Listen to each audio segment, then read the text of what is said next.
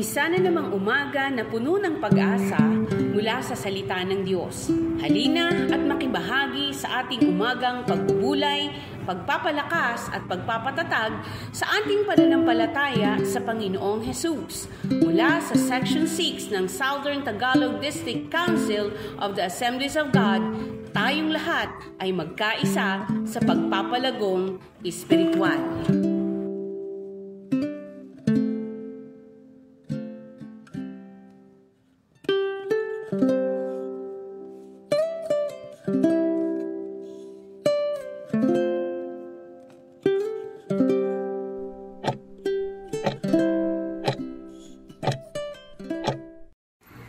Praise God! Maganda umaga na naman pong muli sa bawat isa sa ating morning devotion at patuloy niyo po kaming samahan para magkaroon ng palakasan dahil napakalaga ng mga word of encouragement sa panahong ito. Amen!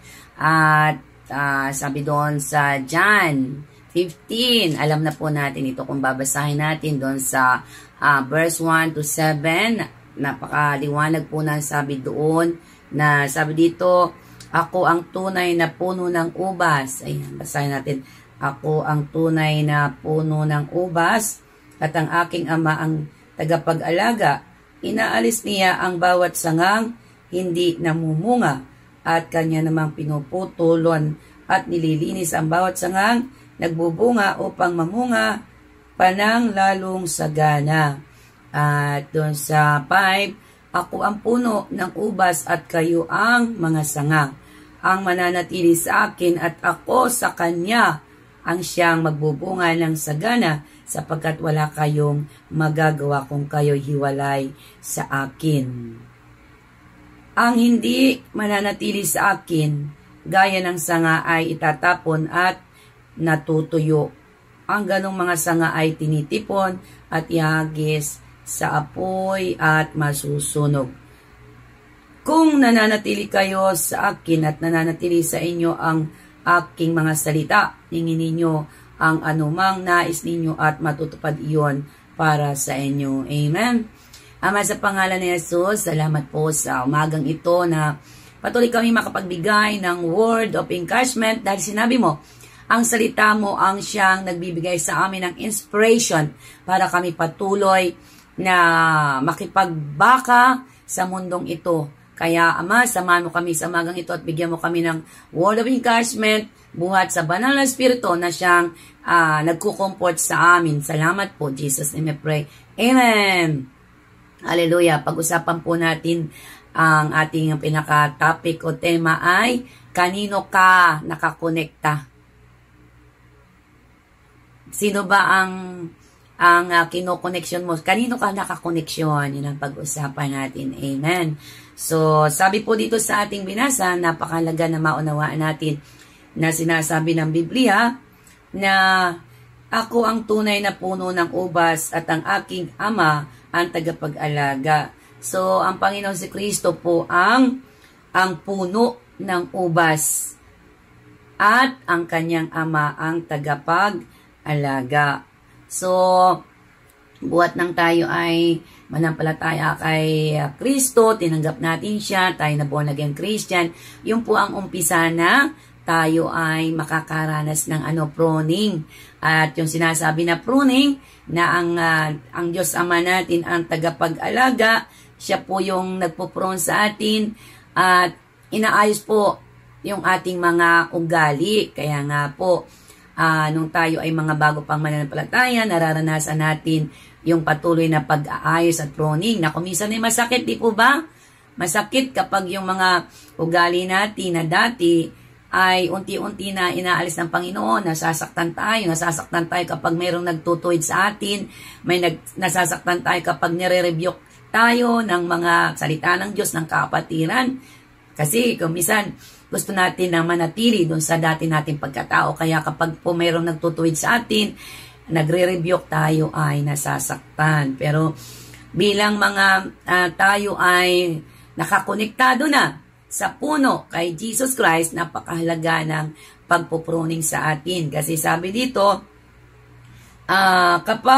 kapag hindi po tayo pinaruning, kapag hindi po tayo nagpaayos o inalis yung mga karakter natin na hindi maganda, ang tendency pala nun ay hindi tayo mamumunga. Kaya mahalaga na tayo nagpapapruning sa taga-pruning na walang iba kundi ang ating Diyos Ama. Siya ganyan taga-pagpruning, taga-alaga.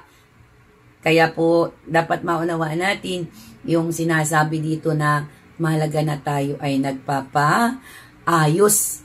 Kaya po sabi dito, inaalis niya ang bawat sangang hindi namumunga at kanya namang pinuputulan at nililinis ang bawat sangang nagbubunga upang mamunga pa ng lalong sagana. Grabe, ang galing ng Panginoon.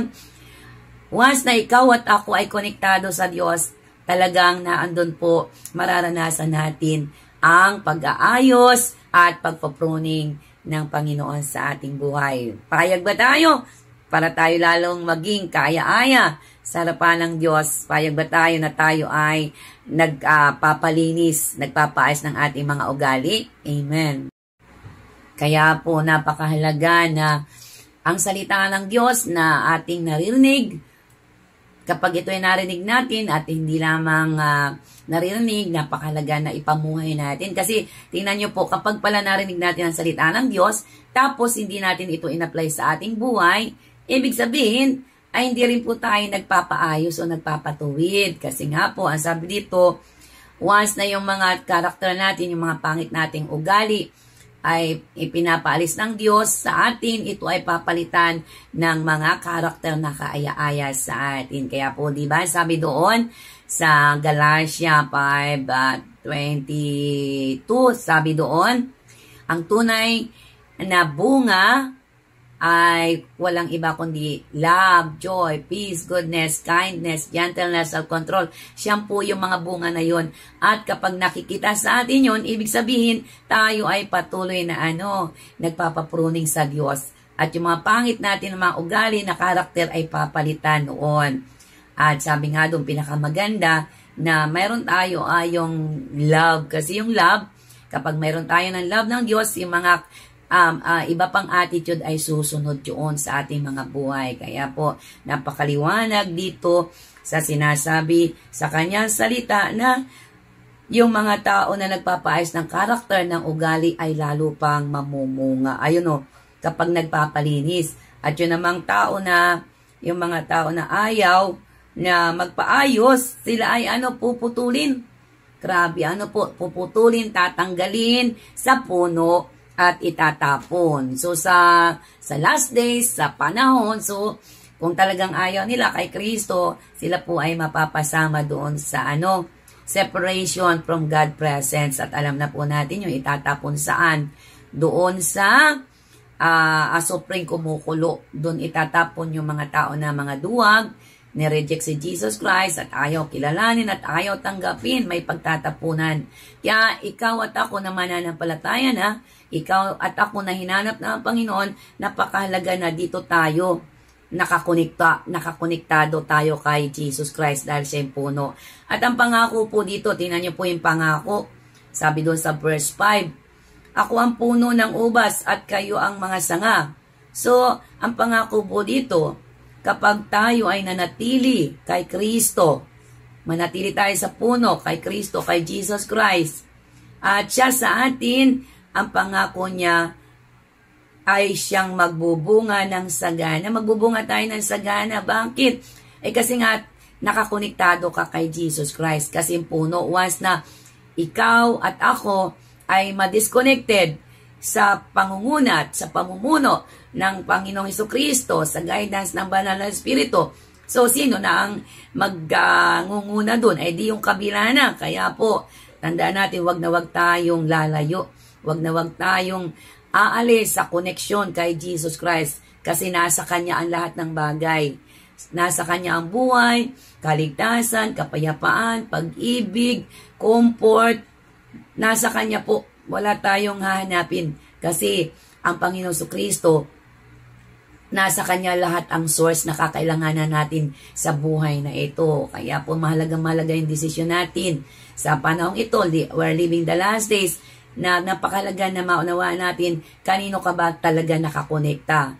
kay Jesus Christ o yung mga bagay na nasa mundo na material na magdadala sa atin naman sa kapahamakan. Ikaw po at ako ang magdidesisyon. Pero bilang mga mananampalataya, manatili po tayo sa gabay ng Banal na Espiritu, manatili tayo sa Kanyang salita. Kasi alam natin kapag hiwalay tayo sa puno, wala tayong magagawa. Kung wala si Jesus Christ sa iyong buhay, hindi tayo nananampalataya sa Kanya, wala tayong kakayanan. Kahit nga hininga natin, wala kasi yung hininga natin ay galing sa Panginoong Jesucristo. Kaya po, salamat po.